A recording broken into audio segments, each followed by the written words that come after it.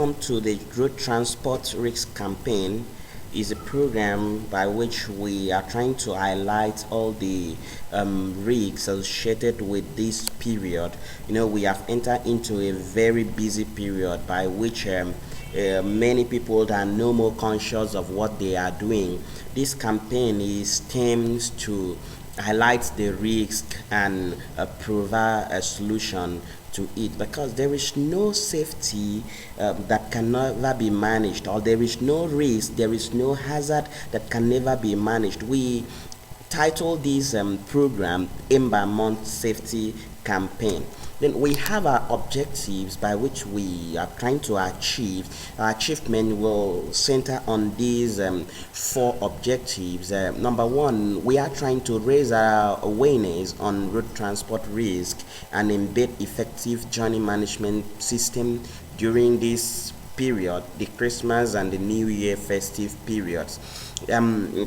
Number two, we are trying to improve the driver's attitudes and behavior to reduce accidents. Now, number three, to encourage compliance with road transport regulations and standards during Ember Month and beyond. Lastly, we shall be looking at the way of increasing other road users' appreciation of road transport hazards and regulations. Then we go further to assess the route, the conditions of the routes.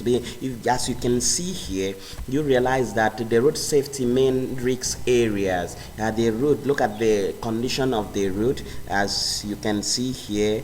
At all these are the road users. The condition of the road is very porous, and up here you see another one. The weather condition also is one of the hazards associated to this area, because we shall soon enter into the Harmattan period. Bad roads here, look at all the things they use in constructing the road for them to use. Now, the steps of journey management systems are these three things we need to consider. For you to work effectively and achieve your plans, you must focus on these three steps. Now, number one, you are to prepare a plan. Number two, you are to execute that plan. Then you close out the plan. That would lead you to zero incidents or accidents. Number one, planning of the journey. Number two is the execution of the journey. Number three is close out of the journey. Number one, let's consider this planning of the journey. It is about preparing for the trip, including emergencies, so that the driver safely reaches his destination. We do all these planning of these. Number one, we checked the suitability between the vehicle and the load. Cargo and passengers requirements must be considered before the trip. Number two, check the suitability between vehicle and route. Terrain and road conditions must be considered in conjunction with cargo and passengers. Then we confirm the vehicle and its load complies with the selected roads limits. That is, will fit under height restricted structures, is below bridge weight restrictions, etc. Then number three, ensure driver is fit for vehicle and trip. Now, when we talk about this driver being fit for the trip, we are considering the valid driving license. We are considering also valid driver education program certificate. That is, if the driver has been tested and is being issued what we call defensive driving certificate, DDC. Then valid fitness to work certificate. If the driver is sound enough, then the vehicle familiarization. The driver knows the type of vehicle he is using. Is he frequent with it? Is he acquainted with the vehicle he is using? Then adequate rest period prior to every trip. Now, the planning of this journey also continue identifying the known security hazards. Number five, identify external factors that may impact the journey. Number one, journey timing. You are not on the road. Then number two, that the B is adverse weather resulting in low visibility. This can lead the driver to the rough areas that these accidents could occur. Number six, agree action update communication. This may be planned at regular interval, that is at rest points, and also even when the driver gets to a hold up, then driver needs to communicate with his journey management and supervisor. Then mandatory provide means of communication to driver for company authorized journeys. Then number seven, you document the journey management plan. Documentation is the key. Then from A to B, you must do all the things that are stated here. Planning for rain, flooding, fog and dust. And as you can see, all these are the rains, the terrains, the weather condition and the dust, the fogs and the dust. A weather assessment should be completed prior to any road trip, and the drivers will, during the journey, have to adapt their driving styles to match the weather conditions and hazards. Caution is taken here. The caution: do not move from the base if visibility is too poor, depending on personal judgments. Then rain and flood, slippery roads. These are the hazards associated with the condition of the route. Slippery roads, wet brakes, reduced visibility, then and traffic congestion. Then leaves covering the roadway can be slippery, especially when weights at acceleration or braking, and sudden turns should be avoided when running over a pile of leaves, as they can lead to sticking. Reduce your speed, increase your following distance.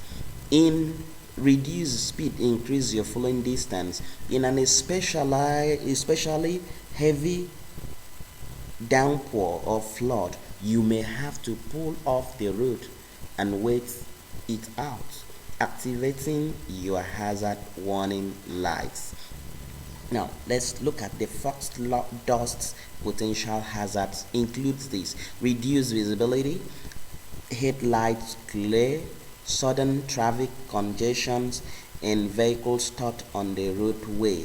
When approaching fog, dust storms or smoke, slow down to ensure there is enough space to stop safely. If you encounter slowed or stopped traffic, use your low beam headlights and hazard warning lights. Then pre-joining briefing. Now, the following should be considered before the driver embarked on any journey. The following must be discussed as part of the journey management plan. Rest points: if there is anywhere the driver will stop over, if the journey is far, the driver needs to stop over. We need to be planned. We need to plan about the point by which the driver needs to stop and rest for a while before continuing on this journey. Then how much rest have the driver had in the past 24 hours? This can also be considered. Do the driver feel fit enough to undertake this journey? You need to find out.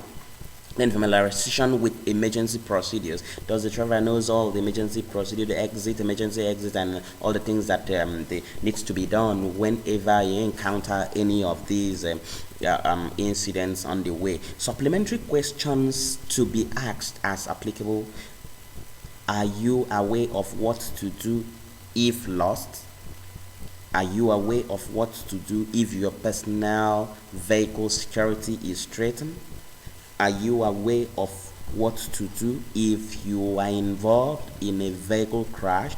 Those are the questions supplementary that needs to be. Do you need to make a call? They look at all the things. You don't need to take alcohol. Excuse me. And you obey the alcohol policy. Then now look at this. This can lead to a very fatal accident. Fatigue management. Fatigue management. When we talk about fatigue management, a lot of people misunderstood this particular program. The myth and the fact of fatigue management The myth about driver tiredness. Number one, washing your face will not keep you awake. That's what you need to know. Then coal A on your face will not keep you awake. Then listening to the radio will not keep you awake. Chewing gum will not keep you awake. Stretching the arms or legs will not keep you awake.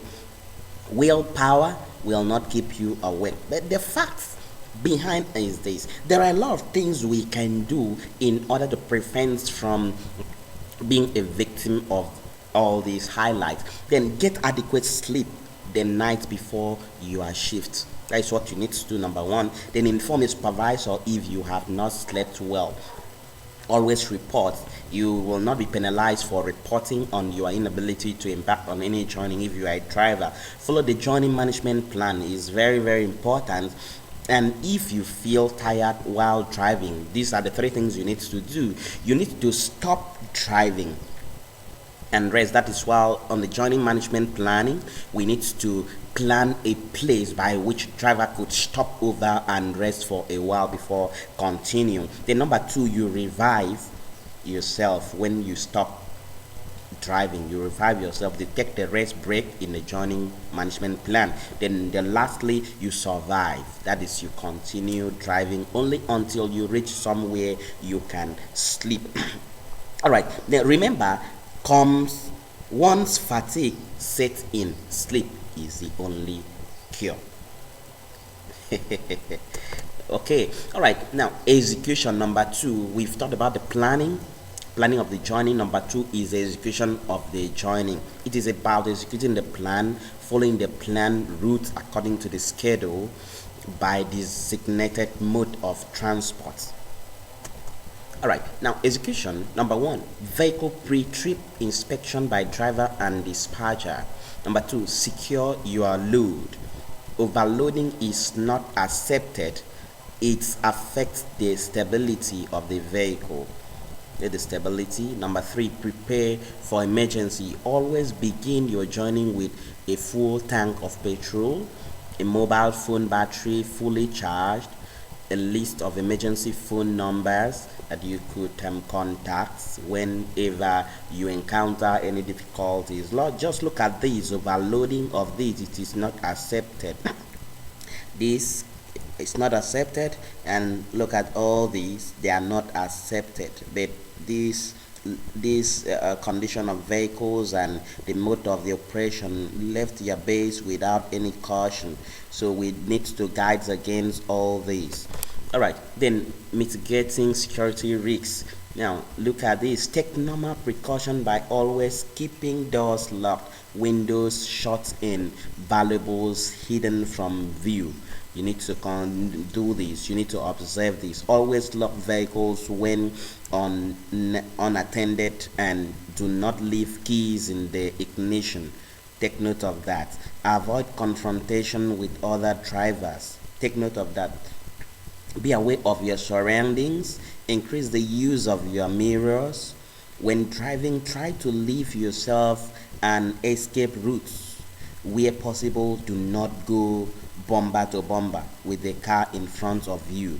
Keep enough distance so that if there is a problem, you can drive around him. Do not open the windows when driving. Do not roll down your windows too low. Excuse me. Seat belts use. The use of seat belts is very, very important. Seat belts. What are the reason? What are the importance of using seat belts? Prevents you of being ejected from the car. Fatal 76% of the time. The fatality of these non-conformity leads to 76% of the time. Then spread the force of the collision over your body. Help to minimize contact with the interior of the vehicle and passengers. Then the myth about seat belts. They are not necessary at the back seats. All passengers can be seriously injured or killed. They also become a deadly projectile for others. Now, a lot of people have been arguing over this, that those that are at the back doesn't need seatbelt. No, it is not true. It is not true. It's only a short trip. No, even though it is a journey of 5 meters, you need to use seat belt. Most road crashes occur within 10 kilometers of home. I only travel slowly. The impact of the windscreen on your head will already cause severe injuries at low speed. Take note of that. The seatbelt will trap me. No, fire or drowning only occurs in 0.5% of incidents. You need to understand all this because of most of the arguments a lot of people establish when we talk about the use of seat belts. All right, seat belts and airbags. Wearing a seat belt reduces the risk of death among front seat passengers by 40 to 65% and among rear seat occupants by 25 to 75%. Infant seats, child seats, and booster seats can reduce death of infants by approximately 70% and death of small children by between 54% to 80% in the event of a crash. Speed reduction. Open and built up area speed limits should not exceed 50 kilometers per hour. Take note of that. And built up areas and urban areas should not exceed 50 kilometers per hour. The speed limits within this organization operational areas remains 30 kilometers per hour. Okay, all right, now we are taking note of that place, so we need to apply it generally. It's not supposed to be only for that particular organization. Okay, speeding is not just about driving above legal limits. Number one, driving at 20 kilometers per hour can be too fast on a slippery road. Take note of that. What can you do? Keep at least 2 seconds distance of traffic in front of you. In an emergency, it takes 1.5 seconds before you even hit the brakes. Do you understand that? And in an emergency also, the average person takes 1.5 seconds to start braking. Doubling your speed, at least tripling your stopping distance. Take the road condition, weather, vehicle, other traffic into account. Hitting a pedestrians at 40 kilometers per hour is fatal in 30% of cases. At 60 kilometers per hour, this is 90%. Take note of that. Christmas is best enjoyed at home, not in hospital. Slow down your speed. Watch your speed. These are the things you need to do. It's all about you. Is it your habit to buckle up? Have you ever felt tired while driving? Are you prepared for an emergency? Is your car a mobile office and dinner room? Do you adjust your speed to the circumstances? Do you switch off your phone before driving? Are you going on holiday directly from work? Do you take a good sleep before you drive away on holiday? Do you ensure your passengers wear their seat belts? Be prepared to take action on the mistakes of others, while others take action on yours in return. The best gift for you can give your family this season is you. Please be safe.